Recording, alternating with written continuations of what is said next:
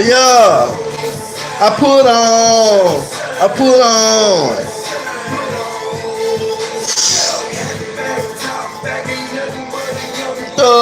Yeah. Shout out to the folks. This is Ed Memphis. This is Square Business Sports segment. Y'all know what it is, man. We finna jump right into it, man. Especially when you get your ass blown out by 40 at one point in the game, and the final score is 90 to 119, and Toronto ain't even got their best player.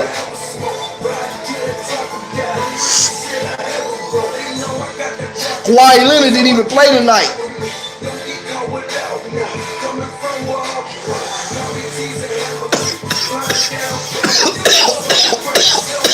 How do you lose by 40, 30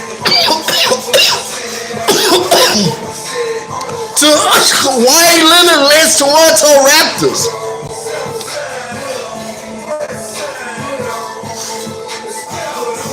How you still call yourself having pride when you let Danny Green hit 24 points standing in the corner? He probably even take 10 dribbles.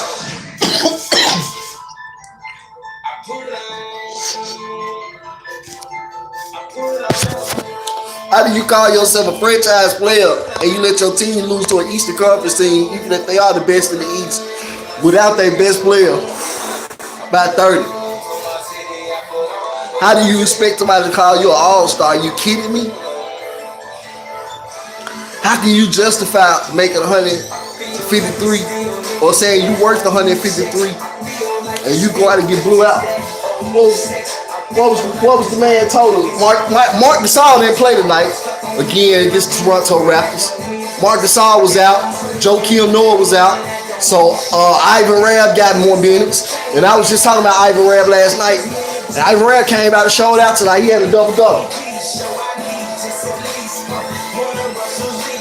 Shout out to the crew. Shout out to at Memphis Boy NTX on Twitter. Shout out at Grizz Mama 1. Shout out Southern Red Legs. Shout out Mr. Chuck 901. Shout out at T Freeman 901, I think it is. No, Memphis Vet.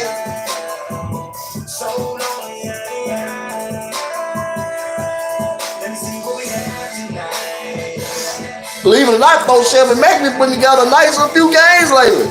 Since getting bitched. Shelby Mack came out tonight 26 minutes. Shelby Mack had 14 points. Shelby Mack had 5 assists and 3 rebounds. 14, 5, and 3 ain't a bad night for a backup. That's pretty damn good. Mike Conley can't say that nobody to show up tonight. You got 1, 2, 3, 4.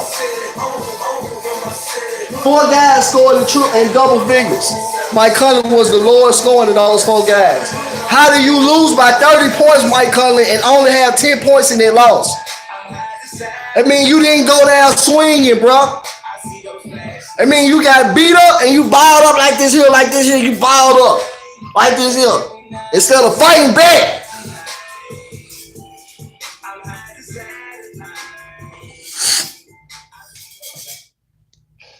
Man, I can't believe you go and lay down like that.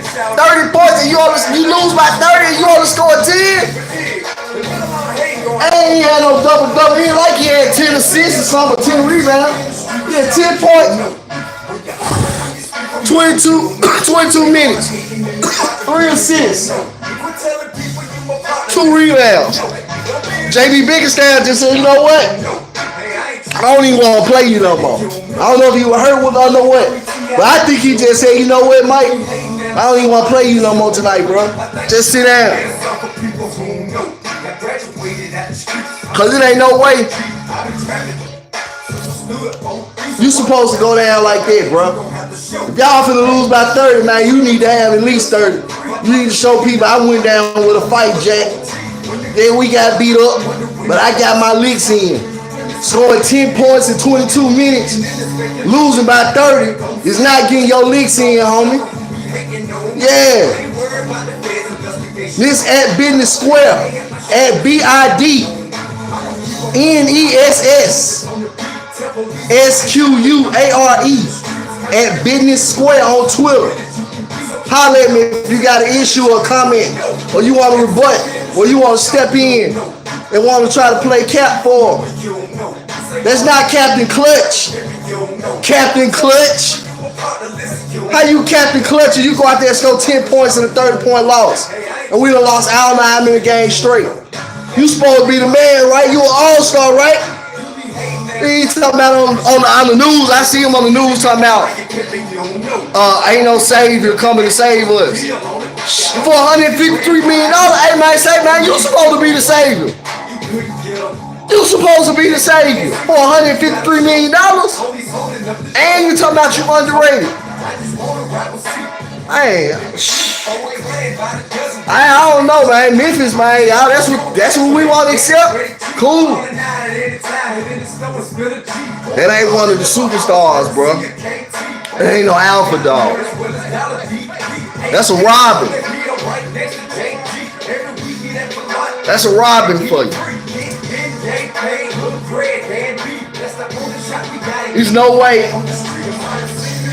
I don't even understand. How do you explain that? How do you tell me you competed tonight, we lost by 30, and you had 10 points, 22 minutes before JB just pulled the plug on you? JB pulled the plug on you on the second night of a back-to-back. Either you tired or you just can't compete. One of the two. Well, I don't know, man. If it's me, I'm going to ride my team together, and you're going to see it on the court. You're going to see me rallying them together, huddling them up like we still in college or something. Hey, man, every time the ball stop, huddle up. What we doing for the next play? Because it's that serious. When you go down like that, like I said, man, and you come in there and you lose by 30, and you only had 10 points, that ain't going down swinging. You just pretty much just balled up. That's all you did. You balled up in the corner and let them beat you up. You didn't even try to fight back. Toronto, again, didn't even have Kawhi Leonard. And Kyle Lowry didn't even go off. Kyle Lowry didn't even go off. What Kyle Lowry had for that game?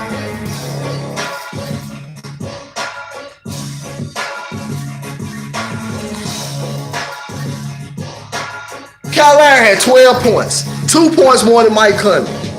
And they still got blew out by 30. And Kyle Lowry played 29 minutes. So he played starters minutes. Had 7 assists and 4 rebounds. Taco Bell invites you to a world where you Pascal Siakam had 17, 29 minutes, 17 and 8. For just $1. Serge Ibaka had 18 and 5. Taco Bell's new cravings. Norman Powell had 14, 4 and 1 in 19 minutes. CJ Miles came in and was busting down threes and getting in and getting after for the ball. Had 13 points in 17 minutes. Yeah, man. So we just they came out and competed, especially the second half. We wasn't nowhere to be found. that's that that's that shit there. You coming through some fade on So I don't know if they don't have the Grizzlies. That's the question I want to ask y'all. Have the Grizzlies quit on? Have they quit on coach? Never thought that I'd be wildin'. My cousin Corey. Or is this simply just not built to compete like this? For one, the problem is you have a team built with you got 3 point guards and none of them are pass first or creative passing point guards. None of the point guards. Michael Conley, Shelvin Mack, or Javon Carter. And that's not a slight to none of them. I'm just saying that's not their archetype. That's not their build. They're all scorers or all around potential playmaking point guards, if anything, but more so primarily scorers. They smaller point guards. They're not visionary point guards. They're not Ray John Rondo prototypes by a long shot. You know what I'm saying? That's your problem for one. Then two, not only do you not have passing point guards to create. Basically, when I say a passing point guard, and somebody says, what? It's a passing point guard. A passing point guard is a point guard who can create shots for others. You can create easy baskets for others. So you make others better by creating easy shots for others. That's a passing point guard. That's not Mike Conley. That's not Shelby Mack. And today, that's not quite Javon Carter, but Javon Carter got that potential because he's still young and he's very, very skilled already. And I like Javon Carter. Javon Carter got a team first winning mentality more than anything. So I think he definitely got the potential to become it. But as of today, passing is still something that he can improve on, especially as far as creating and making others better through facilitating the Rockets. Then you add that with the fact we ain't got no shot creators. The only two dudes on the team who create their own shots is Mike and Mark. And maybe Jared Jackson too. That's about it. As far as guys that really create their own shots or who do it, especially consistently. Mike and Mark. So it's a lot of pressure on Mark. Mark is already proved. This is another thing people get mad and say, well, Mark needs to step up and be the leader and carry the team. First of all, Mark has already indicated and hinted that he's not an alpha. So he's never tried to pretend to be one. So don't hold him to that standard. He's a beta. Ain't nothing wrong with it. Sometimes betas are better than alphas. Just the alpha's natural ability of anything else is to lead. Instead of you make him the best player. There was for years where Mark was a better player than Zach Randolph, but Zach Randolph was the alpha. Tony Allen was an alpha. It don't mean Tony Allen was a better player than Mike Conley, but he was definitely more of an alpha than Mike Conley. You get what I'm saying? It's an intangible. It's an intangible that Marc Gasol has never claimed himself to be. This is the same guy who turned down money on the last contract. And Mark sat out tonight because he had an injury with the wrist. The problem is the guy who claimed he's a superstar, that he's an all-star, ain't that. And he proving it. It's being exposed. You're exposed. You're not that. You're robbing, if anything. You good? I ain't knocking the boy. The boy can ball, and he's incredible compared to what he used to be. He used to just be a raw, generic point guard. Now he's an elite skilled point guard. I definitely give Conley that. His skill set, skill level is elite. Super elite. But his production, no. His production is fringe all-star caliber. 20 points, 6.5 assists, and 2 rebounds on 41% shooting on 35-some plus minutes per night. That means somebody can argue that you can be in an all-star game, but that definitely don't mean like, wow, this guy here definitely got to be in an all-star game. It's ridiculous. He ain't. It's unfair. No, I'm looking at that stat line, then I'm looking at your wins and losses, and I'm looking at the fact you ain't got no titles. And I'm like, that ain't like you got a title or something, or he got a lot of wins lately. No. Facts and Zebo is on. You proving y'all ain't. You really ain't. You're not even a playoff team without Zach Randolph and Tony Allen. That's what we proving. We go out there tonight and got blew out in the second half. First half, we balling. Second half, it's ridiculous. Then we gave up 26 turnovers. We committed 26 turnovers. You can't win with 26 turnovers. 26 turnovers, and Toronto converted 35 points off of those 26 turnovers. In Memphis, Then you go out there and you let Danny Green go ape shit. I mean, ape shit. Nobody bothered to say, look, let's stop this. Nobody bothered to say that. Hey, man, I'm taking the assignment on, man. If nothing else, Danny Green ain't finna beat us like this. Kawhi Leonard out, and we damn sure ain't finna let Danny Green impersonate him in his absence. That's that, we ain't doing that tonight. And I'm gonna make sure of it. Where was the man to say that? Where was the man to make that decision to say in his mind, I'm gonna be that. If I don't score nothing tonight, I'm gonna be the man to say, Danny Green ain't finna beat us. Danny Green ain't finna open the doors, the floodgates for a blowout. Not tonight. Not Danny Green. And if I don't do nothing else tonight, I'm going to contribute that much to the team. Where was the man to make that decision?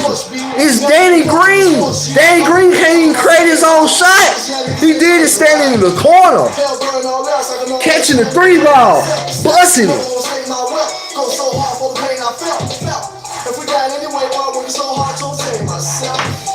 It's long now, hope. The climb up the ladder is super slow.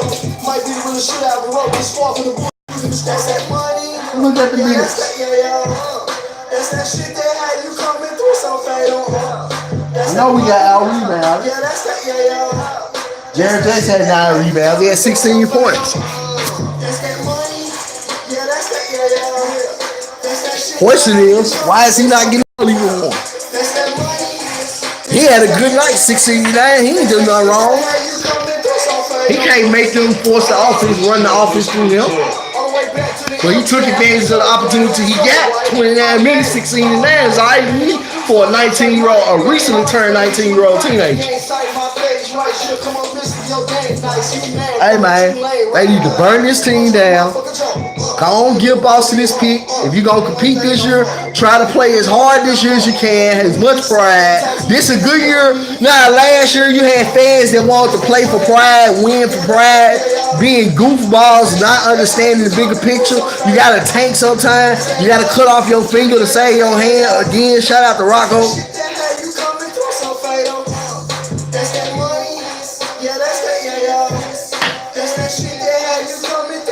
And in this situation, that means tanking last year hard to get the best pick you could possibly get. And it worked out for us because we got one of the best 2 players in that draft this year, last year, no doubt.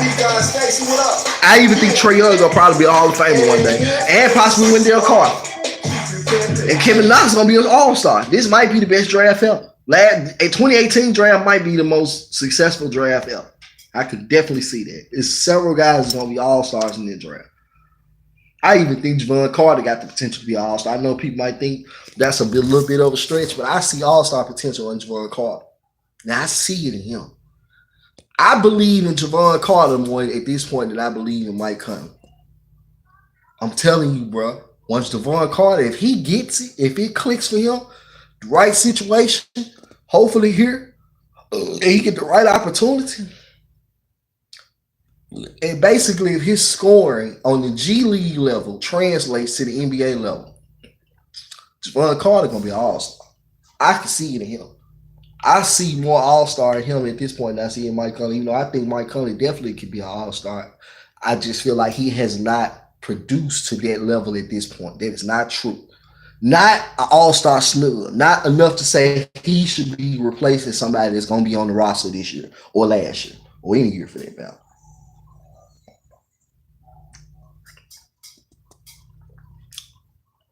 So I want to talk about the next topic. Memphis boy in Texas brought up the best power forward, basically the best big man, forward big man in the league. And Memphis boy in Texas brought up that Serge Ibaka is the best power forward in the NBA. That's that, Now y'all know I'm finna go in. That's that shit there, you coming through so fatal. Now y'all know this man shout out. And I rock with me this boy in Texas. Big guy Stacy, what up? Serge Ibaka? Never thought that I'd be Are we right. serious? My cousin Corey said it's all in timing. With no cuts, no glory. Still struggling for it. The thought of that shit annoys me. I've been a bitch since I was short. Big booty girls in the orange. 4G out on the porch. You never give a fuck when it's. Are you serious? I'm on Twitter right now. I'm looking up the comments. Because I want to really go in. So I'm making sure that I keep my facts straight. So he said he waiting on somebody to beg to differ. First of all, let me give you the reason why Serge Ibaka. Production-wise, of course, Serge Ibaka is nowhere near. You know, that's that look I got to Serge Ibaka. Serge Ibaka. Man, are you kidding me, bro? Serge Ibaka. I'm like Soulja Boy. Dre? Are you kidding me? Serge Ibaka. Same Serge Ibaka average like 13 points for his career. That's Serge Ibaka. Serge Ibaka this season averaged 16 points and 7 rebounds, 29 minutes. When you talk to the fans, you don't believe me, better go ask Fred, talk fat nigga with the long ass money. Yeah, that's that, yeah, y'all. Nah, he only averaged 29 minutes. He averaged 28.6. Serge Ibaka, first of all, averaged 28 points, 28 minutes a game. They let you know right now they can't even play Serge Ibaka like a real franchise level or all-star star level player. They can't even play him at that. Now they playing him at starters minutes, regular starters minutes. 28 minutes. You like the fifth starter. Serge Ibaka only playing 28 minutes a game. Now, Grant, in those 28 minutes, he is highly productive. 16 points in 29 minutes and 7 rebounds. 1 assist and about almost 2 blocks a game. Okay. Then you look at the fact Serge Ibaka only shoot 29% from 3. Serge Ibaka really ain't that great of a 3-point shooter. And then it got to the point in his career where all Serge Ibaka want to do is shoot 3. You'll never see Serge Ibaka work the post from an offense no more. Serge Ibaka run outside now. Serge Ibaka don't create no shots for nobody else. You got boys like Anthony Davis. Man, you got boys like Boogie. You got even Marc Gasol. You don't really consider him a power forward, but if you think about the way he plays and the spots in which he chooses to play on the court, and he scores most of the game on the court, which is the elbow, high post, and the 3-point line now these days, Marc Gasol is really more of a power forward than a center these days, offensively at least, and he creates shots. Jokic. Are you kidding me? Blake Griffin just had a triple-double a few days ago. Serge Ibaka ain't having no triple-doubles. I don't know if he might have had one, but I don't even know if he ever had one in his career. You want to know why? For one, because Serge Ibaka ain't no playmaker. He's not a passer, nor is he going to create other opportunities. Now, he is a playmaker in the sense of he'll block the shot, come down court, and he could pop a 3 or go in for an alley. Absolutely. Serge can do that. But Serge ain't going to create opportunities. Like, he's not going to create easy shots for others. That's not Serge's ability. Serge, these guys in the power forward spot today, like Anthony Davis, they get triple doubles if they want to. Anthony Davis will go out and put up 60. He has done it. Serge ain't put up no 60 within 2 games before. 63, he probably definitely has. Anthony Davis did this shit in 1 game, 63 and 17. Bro, don't ever. I don't even see it. And there's much respect because it's all an opinion at the end of the day, but I don't know if there's even much an opinion, especially when you get talking about the Anthony Davises. And then the way Blake Griffin been playing this year in Detroit. My Blake Griffin putting up triple doubles and creating shots for other. He might, I don't care what nobody say, Blake Griffin might hate or dislike Chris Paul or whatever they real feels, but Chris Paul made him a much better basketball player, much better passer, much better understanding of the game. Because Blake Griffin, all he did was rely on athleticism before Chris Paul. He was known as a dunker and a rebounder. He could block, so he could play a little defense, but it was more athletic defense, rim protection and stuff.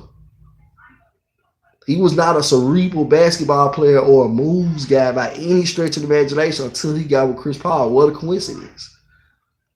Same thing with a lot of other guys. Austin Rivers didn't get better and start having the best years of his career until he played with who? Chris Paul. What a coincidence. DeAndre Jordan played solid. He was a double-double potential guy, but he definitely didn't become an all-star. 15 points, 12, 13 rebounds, points per game guy until he played with who? CP3.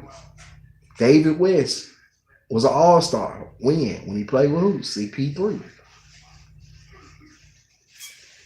Countless guys. That's why I say Mike, not an all-star. You don't make guys better. You don't develop guys. You don't have a reputation of guys developing, especially draft picks, developing around you. Guess what? Folks say what they want to say about John Wall. I'm going to make this point clear, and I'm going to get back to the point. That's another point from Grind City Nation that got these comments about John Wall. First of all, let me make this clear for you. John Wall has a reputation for what?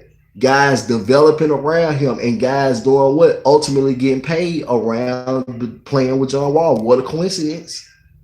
Bradley Beal became a max player playing next to who? John Wall. How many guys can say the same with Mike Conley? Or than Marc Gasol and guys like that. Marc Gasol created his own shots. He don't need Mike Conley.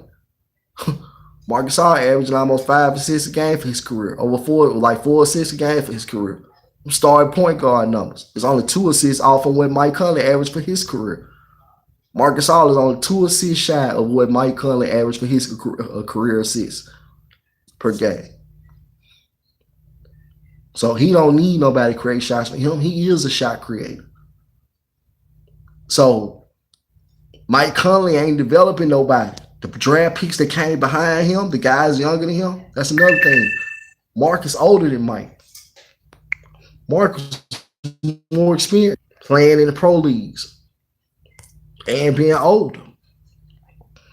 Mike has not had any rookies truly develop around him. Every rookie that's been around him has fell off. Guys that were highly talented. OJ Mayo, Grievous Vasquez, Jarrell Martin, Deontay Davis, who was not Mike Conley's fault. He just didn't want it. I think Jarrell Martin kind of wanted it. I think he did. I think he wanted it enough for Mike Conley should have developed him more. That's what I'm saying. Mike Conley get these draft picks, bro. That's also, it's not just on the front office. The front office can draft guys. And let's be honest with y'all, folks. The front office have drafted talented guys or guys with a lot of potential. Jarrell Martin was a guy with a lot of potential. This is 6'10", 200 and legit 30, 40-pound power forward, small forward, power forward with wing ability. He had wing potential. He had the ability to put the ball on the floor from the other side of the court, bring the ball up, and create his own shot. He had that type of ability. And he had the ability to shoot the three-pointer. Why did he develop? The front office, Chris Wallace, can only do so much. Even Robert Perry. Robert Perry can only do so much. The coaches can only do so much. All these coaches come through and can't none of them develop a player. But the same point guard here is the common. I always tell people, look at the common denominator. We have had several coaches since. None of these draft picks develop. Who's the common denominator that's still here? Through all of that. Folks said Lionel Hollins couldn't develop draft picks. Okay, cool. Folks said Fizz couldn't develop draft picks. Not true. Because Fizz is up there in New York developing several guys that were undrafted. I mean, that, becoming free agents and salary dumps like Moutier and all type of guys that looking like potential stars now playing up there under Fizz now, up in New York with the Knicks. Dave Yeager is developing. Folks said he couldn't develop draft talent. He didn't want to play youngins. That still may be true, but guess what? Darren Fox is not having the best year of his career. Under who? Dave Yeager. Darren Fox, which he's only played under Yeager, but still. Darren Fox is now improving. He's not regressing. He didn't fall off. He didn't stay the same. He improved drastically. Willie Cauley-Stein is improving now. He was there before Dave Yeager. Now he's improving. So we can't say that it was the coaches that did develop these draft picks. Look at the common denominator in any situation. Who is the one person that's still in the midst of the same situation happening every time? And in this situation is who? Mike Conley. That's the man with the ball in his hand the most throughout all those draft picks not developing. What does that tell me? Then I look at y'all, like I said, y'all want to talk John Wall? Bradley Beal has developed around him. He's now all-star. He has maxed his potential. Otto Porter is maxed his potential. I don't think nobody saw him being a max player. And he's already become the player that we expected him to be, that he got drafted to be. So he's already met the expectations of his draft pick position. Otto Porter has. Playing next to who coincidentally? Same dude, Juwan Wall, common denominator. Marcin Gortat had got benched. I think he was in Orlando or somewhere right before he came to DC. He was benched. He was a reserve player. He comes to DC and becomes a starter again. Gets to averaging 11, 12, 13 points a game playing next to the same dude, John Wall. He made his comments about John Wall and how he felt that John Wall is a leader or lack of leadership. Say what you want to say, bro. But your resurrection coincidentally happened next to who? The same dude who developed, Bradley Beal developed next to this dude. Otto Porter developed next to this dude. The Morris twin, Markieff Morris, developed next to who? The same person, John Wall. Markieff Morris has had his career best years now playing next to who? John Wall. Same situation. Even Ian Mahinmi getting paid now. Coincidentally, he played next to who when he got paid? Same dude. What a coincidence. Several guys. Then look at Marcin Gortat's situation. He gets shipped off in LA now, coming off the bench. That's what it is, folks. That's that, that's that shit they had you coming through so fatal, That's that money.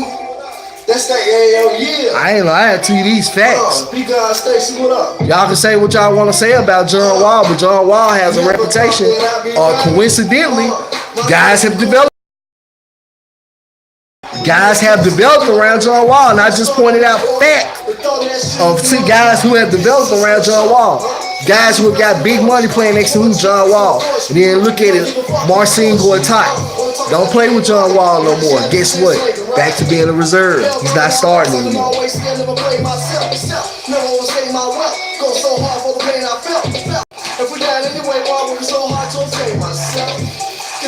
That just lets you know. Now look at the fact I swing back to Mike Conley. Who is Mike Conley? Who has become a max player that came after Mike Conley? That Mike Conley can say he developed this draft pick. Because you didn't develop Mike Marcus. So you can't get credit for that. Mark didn't come after you. These are guys who came to the team after you. Mark came after you as far as in the draft, but Mark is not young. Mark is older than us all. They come. And then Mark has also clearly been developing you. Mike Conley didn't develop him because Mark was already playing. Mark came in averaging what Mike averaged his second year. Mark was already a star caliber senior, his center, his rookie year. Mike Conley was still debatable. He really wasn't even really debatable. Most folks just felt like he wasn't a starting point guard even his second year. Mike Conley didn't become a for sure starting point guard to his fourth year. Marcus Gasol was already an all-star by then. So you didn't develop him. He developed faster than you did. He was already an all-star. Look at it today. Marcus Gasol more successful than you are. Marcus Gasol have been to the all-star game multiple times. You ain't been once. So you can't say you developed him. Even though you can say OGs develop guys that are much better than them, more talented. Yeah, I understand that, but that ain't the situation with this. We all know that. We all know that. And Memphis, keep it pimping. So I'm just keeping it a buck with y'all. We got a couple more weeks to the trade deadline. The trade deadline is at 3 p.m. on February the 7th. So we got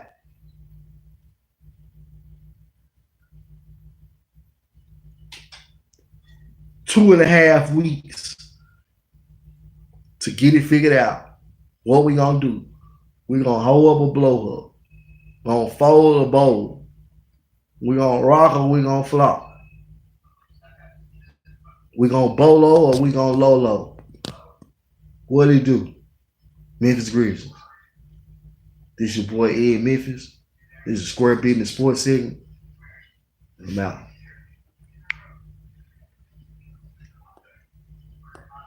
Oh yeah, man. Make sure I want to say this too. Shout out to Southern Red Legs again. Shout out to Grizz Mama. Shout out to Chuck. Mr. Chuck 901. Shout out to T Freeman. You understand me? Shout out to Paolo Triola, because he been rocking too. Shout out to Joyce Peterson, news lady over there at Channel 5, Minfo News Lady. Much respect. Shout out to her husband, Ron Childers. Much respect. And you know, we're gonna keep it popping. What's popping? You understand me?